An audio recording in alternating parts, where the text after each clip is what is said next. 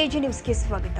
ಬಾಂಗ್ಲಾದೇಶದಲ್ಲಿ ಹಿಂದೂಗಳ ಮೇಲೆ ಆಗ್ತಾ ಇರುವ ಅತ್ಯಾಚಾರ ಕೊಲೆಗಳ ವಿರುದ್ಧ ಧ್ವನಿ ಎತ್ತಿದ್ದ ಚಿನ್ಮಯನ ಕೃಷ್ಣದಾಸ ಎನ್ನುವ ಒಬ್ಬ ಸಂತನ ಬಂಧನ ಮಾಡಿದ್ದು ಖಂಡನೀಯ. ಕೂಡಲೇ ಮಾನ್ಯ ಪ್ರಧಾನಮಂತ್ರಿಗಳು ಇದರ ಬಗ್ಗೆ ಮಾತನಾಡಬೇಕು, ಹಿಂದೂಗಳ ರಕ್ಷಣೆಗೆ ಮುಂದಾಗಬೇಕು ಅಂತ ಶ್ರೀರಾಮ ಸೇನೆ ಸಂಸ್ಥಾಪಕ ಪ್ರಮೋದ್ ಮುತಾಲಿಕ್ ಹೇಳಿಕೆ ಕೊಟ್ಟಿದ್ದಾರೆ. ನಮಸ್ಕಾರ.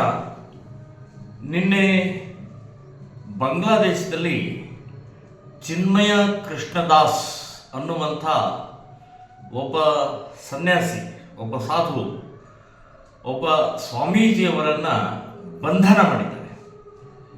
ಕಾರಣ ಏನು ಅಂತಂದರೆ, ಇತ್ತೀಚೆಗೆ ಬಾಂಗ್ಲಾದೇಶದಲ್ಲಿ ನಡೆದಂಥ ಹಿಂಸಾಚಾರ, ಕ್ರೌರ್ಯ, ಹಿಂದೂಗಳ ಮನೆಯನ್ನು ಸುಟ್ಟು ಹಾಕಿದರು, ಹಿಂದೂಗಳ ಅಂಗಡಿಯನ್ನು ಲೂಟಿ ಮಾಡಿದರು, ಹಿಂದೂ ಹೆಣ್ಣು ಮಕ್ಕಳ ಮೇಲೆ ಅತ್ಯಾಚಾರ ಮಾಡಿದರು, ಹಿಂದೂ ಕಾರ್ಯಕರ್ತರನ್ನು ಕೊಂದು ಹಾಕಿದರು.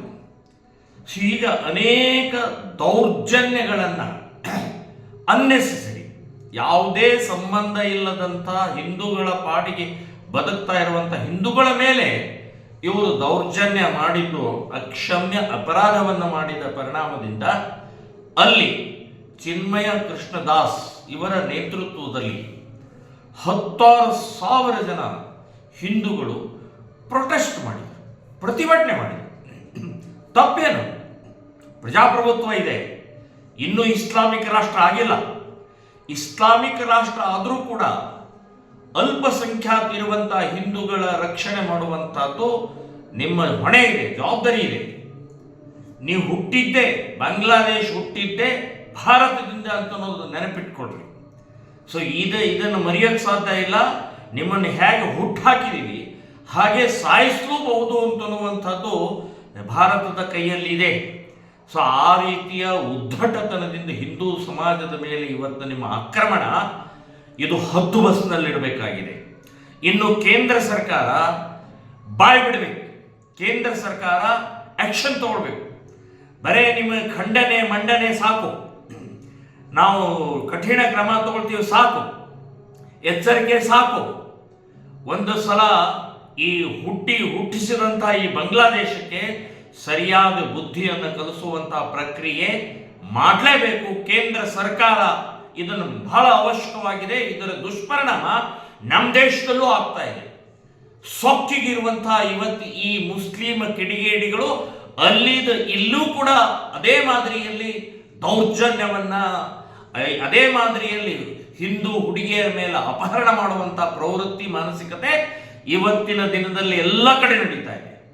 ಸೊ ನೀವು ಕೇಂದ್ರ ಸರ್ಕಾರದವರು, ಪ್ರಧಾನಮಂತ್ರಿ ಮೋದಿಯವರು, ಅಮಿತ್ ಶಾ ಅವರು, ಗೃಹ ಮಂತ್ರಿಯವರು, ನೀವು ಕ್ರಮ ತಗೊಳ್ಳಿಲ್ಲ ಅಂದರೆ ಹಿಂದೂ ಸಮಾಜ, ಭಾರತದಲ್ಲಿರುವಂಥ ಹಿಂದೂ ಸಮಾಜ ನಿಮ್ಮ ಮೇಲೆ ಸಿಟ್ಟಾಗತ್ತೆ, ನಿಮ್ಮ ಮೇಲೆ ಇವತ್ತು ಆಕ್ರೋಶ ವ್ಯಕ್ತಪಡಿಸಬೇಕಾಗತ್ತೆ.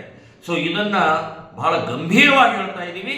ಪಕ್ಕದಲ್ಲಿ ನಡೀತಾ ಇರುವಂತಹ ಈ ದೌರ್ಜನ್ಯ, ಆ ಇಸ್ಕಾನ್ ಸ್ವಾಮೀಜಿ ಏನು ಅಪರಾಧ ಮಾಡಿದ್ರು, ಏನು ತಪ್ಪು ಮಾಡಿದ್ರು?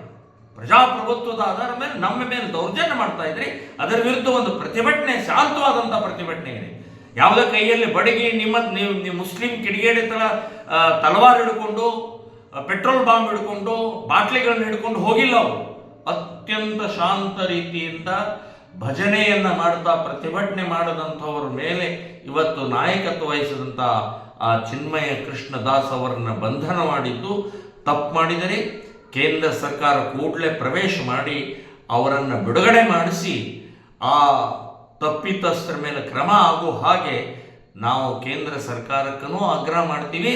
ಮತ್ತು ಬಾಂಗ್ಲಾದೇಶದಲ್ಲಿ ಇರುವಂಥ ಇವತ್ತಿನ ಕ್ರೌರ್ಯ, ಕಿಡಿಗೇಡಿ, ಭಯೋತ್ಪಾದಕ ಮುಸ್ಲಿಮರಿಗೆ ಹುಷಾರ್, ಎಚ್ಚರಿಕೆಯನ್ನು ಕೂಡ ಕೊಡ್ತಾ ಇದ್ದೀವಿ ಅಂತನ್ನುವಂಥದ್ದು ನನ್ನ ಹೇಳಿಕೆಯನ್ನು ನಾನು ಹೇಳ್ತಾ ಇದ್ದೀನಿ.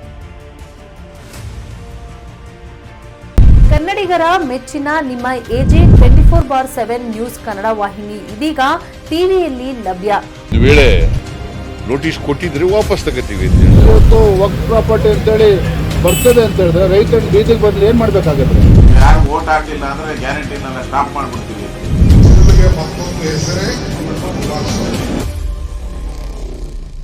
ಕರ್ನಾಟಕ ಮತ್ತು ದೇಶ ವಿದೇಶ 360 ಡಿಗ್ರಿ ಸುದ್ದಿ ಹಾಗೂ ಉತ್ತರ ಕರ್ನಾಟಕ, ಬೆಳಗಾವಿ, ಬಾಗಲಕೋಟೆ, ಧಾರವಾಡ, ಹಾವೇರಿ, ಗದಗ, ಬಿಜಾಪುರ ಜಿಲ್ಲೆಯ ಕ್ಷಣ ಕ್ಷಣದ ವಿವರವನ್ನ ಪಡೆಯುವುದಕ್ಕೆ AJ 24/7 ನ್ಯೂಸ್ ಕನ್ನಡ ವಾಹಿನಿಯನ್ನ ಲೈಕ್ ಮಾಡಿ, ವಿಡಿಯೋಗಳನ್ನ ಶೇರ್ ಮಾಡಿ, ಕಮೆಂಟ್ ಮಾಡುವ ಮೂಲಕ ನಮ್ಮ ವಾಹಿನಿಗೆ ಸಹಕಾರ ನೀಡಿ ಮತ್ತು ಚಾನೆಲ್ ಅನ್ನ ಸಬ್ಸ್ಕ್ರೈಬ್ ಮಾಡಿ. ಧನ್ಯವಾದಗಳು.